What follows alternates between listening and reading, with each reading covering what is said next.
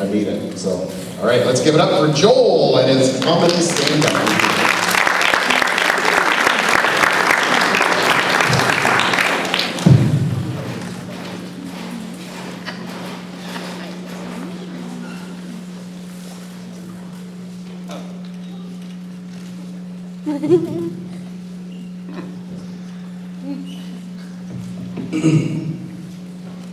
Hi. Hi. Did a nice job, huh?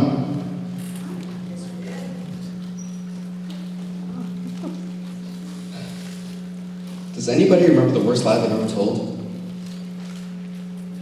If you do, raise your hand.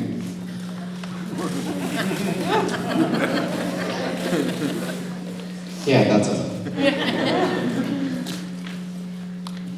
I remember mine. It was that one day when I was on the internet. There was one box. Biggest lie I ever told. Didn't really say, kind of clicked. It said, if I actually read the license and agreement thing, because whoever does,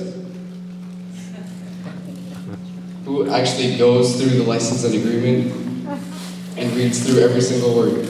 If you have, raise your hand. Congratulations. You want to come up here?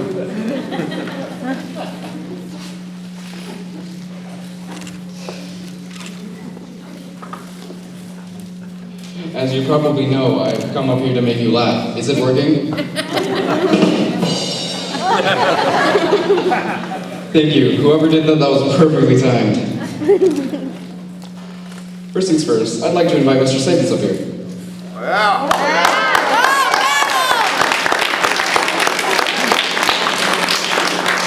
Come on up. Now, this was not part of it.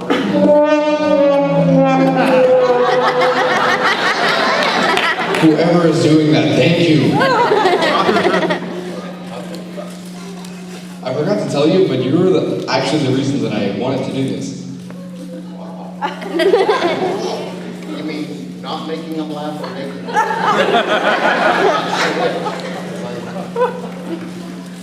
When I saw you first do the stand-up comedy in the first place, I was kind of like, oh, it's kind of cool.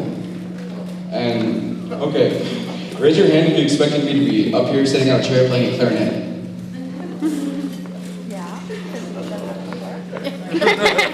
How many of you are surprised I'm holding a microphone and telling you jokes?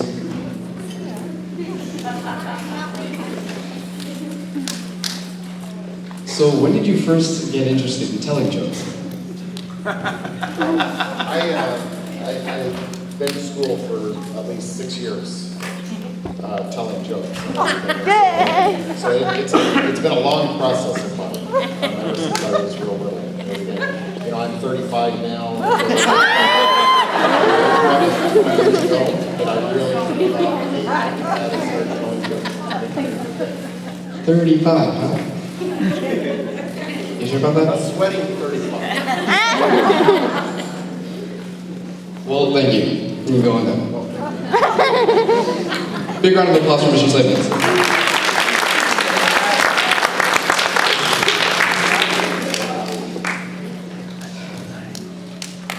So, earlier today, I was at the Pathfinder Fair over the Academy.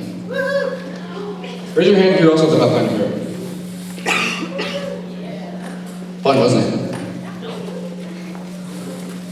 So, I had signed up for the swimming competition. Not really a competition, but an event. When it came time for the junior teens, I went up and I registered. There were only 5 boys, so I was pretty much swimming alone. So when it got up to be my turn, we actually started in the deep end, and since I hadn't touched chlorinated water in about 3 to 4 years, I was a bit nervous. I got in, I started swimming. Made it through the first half, got about halfway back, and my legs started to stiffen. I realized I was getting a cramp, and that was bad. So if I didn't keep moving, I was probably gonna drown, and that shouldn't happen because I had homework to turn in on Monday. So as soon as people started to see me slow down, they started cheering louder. That kind of made me dizzy, so I ended up making it to the end. I got up out of the water, my leg got really stiff, and a lady there offered me water, the very thing that I had almost drowned in before, so I was kind of like, okay, thank you, I almost died in this, but okay. At that point, I was kind of like, okay, I'm kind of done with water for today. As soon as I got changed and went back outside, it was raining. So that was not a good experience for me. A while ago, my brother, Diego, if you know him, just raise your hand. Well, he went to Comic-Con a bit ago, and he had a lot of fun. He came home and told us all about it. And I was kind of like, oh, I want to go to a convention, because honestly, who doesn't want to go to a convention? Everybody loves conventions. Luckily enough, my mom was going to something that Sunday. I asked her what it was. She told me it was at the fairgrounds, and that was enough for me. So we got in the car, and we left to go there. We got there, and my grandma and aunt were there too. I didn't really think much about it, because they went a lot of cool places. We went inside. I noticed that there weren't a lot of men there. I kind of stuck that in the back of my head because, honestly, it didn't really matter to me at the time. As soon as I stepped into one of the buildings, I realized I had stepped into enemy territory. There was crafts as far as the eye could see. I myself am not a crafty man. Boy, but I do enjoy drawing here and there, but that was about it. Then I vaguely remembered something that my mom had said about sewing machines and cloth. I'm telling you, that place was like Joanne's times 10. Every child's worst nightmare. So we walked through. At first it wasn't so bad. After the first half an hour or so, I was pretty much begging my mom to go back home. 2 hours later, I was pretty sure it wasn't working.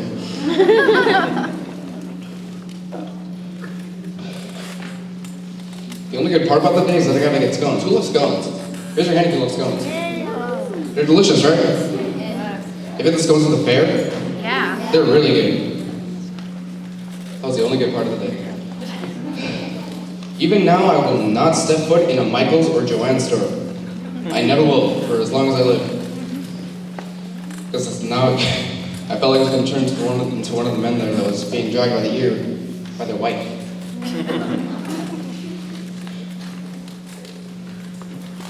You may not know it, but right in front of you, on this stage, with a microphone, talking to you, this very moment, is a superhero.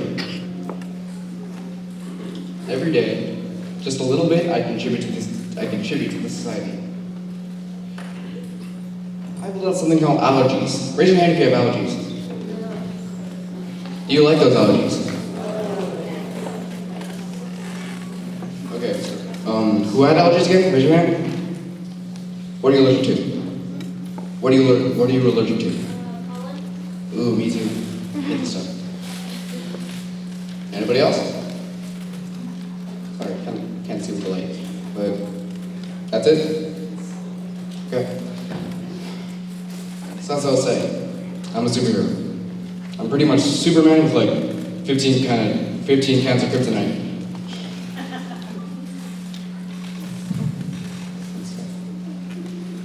I have a list here, but it's like 3 pages long. You want to hear it? No? Anyways, think of it this way. Every time that I don't eat that peanut I saw at the store, you get to have one more peanut. Every time I don't eat that fish that was on that shelf, guess what? You get sushi tonight.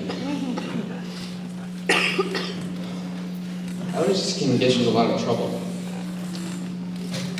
I witnessed that firsthand many times. I am mildly allergic to peanuts. Like I said, every time I don't have a peanut, you get one. But if I touch them, I'll die, so it's a win-win for everybody. One day, I was at the Washington conference because we were having a campaign there. Someone offered me M&Ms. This was my first encounter with them, so I thought they were fine.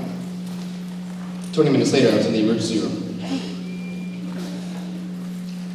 Plus, it was a Monday, so that didn't make it any better.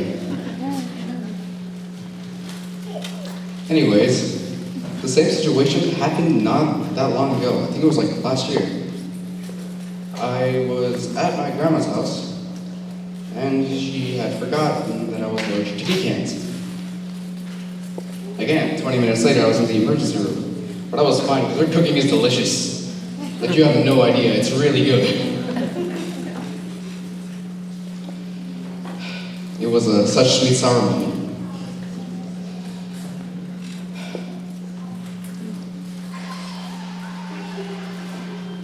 That video sounds fun.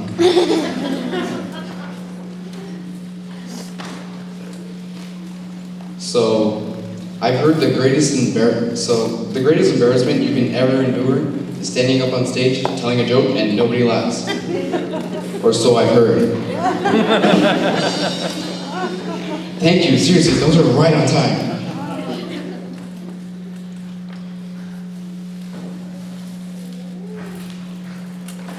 So, anybody else want to come up here and tell a joke? Because I'm kind of out. I also have my jokes written on this page, but I dropped it in the water, so.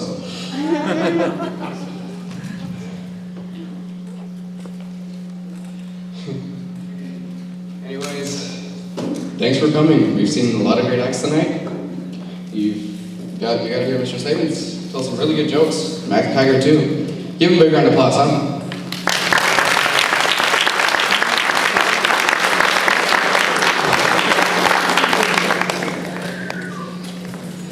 Let me tell you one last joke.